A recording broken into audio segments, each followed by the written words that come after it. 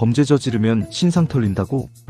이번에 특정 중대범죄 피의자의 신상정보 공개법 일부 개정안을 보면 산업기술 및 방위산업기술 유출 범죄자, 일명 산업 스파이들은 신상이 다 공개될 거라고 하네. 찬성하는 쪽에서는 국가산업보호 및 간첩 척결을 위해 꼭 필요하다고 주장하고 있어. 다만 반대하는 쪽에서는 정치적 압박 수단으로 변질될 수 있다고 주장하는데 이 법 어떻게 생각함? 부모가 자녀 정치 성향 터치 못하게 한다고? 이번에 교육기본법 개정안 보니까 부모가 자녀를 정치 인형 활동에 부당하게 이용 못하게 막자는 내용이 담겼네. 근데 문제는 그 정치 활동이 뭐냐는 건데 정부나 여당이 마음대로 선 긋고 이건 정치다라고 찍으면 교실 토론, 현장 학습, 심지어 교재 내용까지 싹 통제될 수 있어? 찬성 쪽은 아이를 방패막이로 쓰지 말자, 사고력을 지켜야 한다 라고 하는데 반대쪽은 겉으론 중립, 실제론 검열, 불편한 시각만 입 막는 도구다 라고 하네. 이거 과연 바람직한 법일까?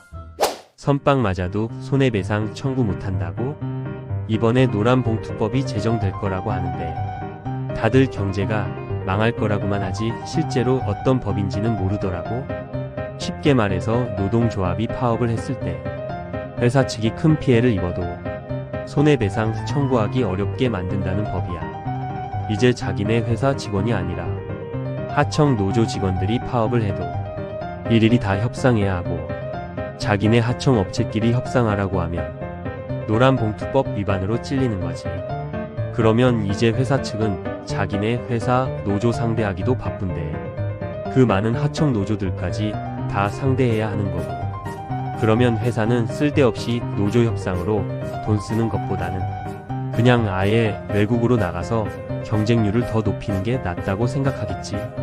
또한 기존에는 노동자의 근로 조건만 파업 대상인데 이제는 경영상 결정, 예를 들면 구조 조정이나 감원, 인수합 병분할 심지어 징계 같은 것도 다 협상해줘야 되는 거야. 그러면 솔직히 누가 우리나라에서 기업하려고 할까? 찬성 쪽에서는 그래도 이게 노동자 인권을 높이는데 도움이 될 거라고 하는데 이 법 어떻게 생각함? 초등학생 때부터 지원금 배급받는다고? 이번에 아동수당법 개정안 보니까 초등학교 입학 나이인 8세부터 만 18세까지 아동수당 지급하고 한부모 가정 자녀한테는 추가로 돈 더 지급한다네. 찬성하는 쪽에서는 부모의 경제적 부담을 덜고 특히 한부모 자녀 같은 사회적 약자들한테 큰 도움이 된다고 주장하고 있어. 반면 반대하는 쪽에서는 본 사업이 취지와는 달리 중국 등 외국인들에게도 다 지원될 수 있고 국가재 정확화와 형평성 문제가 생길 수 있다고 지적하지. 이 법 어떻게 생각함? 장기기증 등록받는다고? 지난 8월부로 신분증 발급받거나 갱신하는 사람들은 장기기증을 안내받고 있어. 장기등 이식에 관한 법률의 개정안이 발의되면서 생긴 제도인데 문제는 우리가 사이트 계정 만들 때도 무슨 개인정보 이용 같은 거 서류 대충 보고 동의하잖아. 근데 장기기증도 우리가 잘 모르고 동의할 수 있다는 거지. 그럼 우리가 갑자기 사고 나서 위독해졌을 때 쥐도 새도 모르게 장기가 털릴 수도 있는 거야. 최근 들어 실종자들이 늘어나고 장기 밀매 범죄가 엄청 늘었는데 혹시 이거랑 관련 있는 거 아냐? 이 법 어떻게 생각함?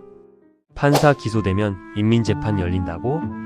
이번에 민주당에서 추진하는 내란 국정농단 특별재판소 설치법 보니까 앞으로 내란 관련 재판은 별도로 설치된 특별위원회에서 선출된 판사들이 담당하고 이와는 별도로 재판의 피고인이 판사일 경우 무조건 국민참여재판으로 시행된다는 법률 개정안 또한 추진되고 있어.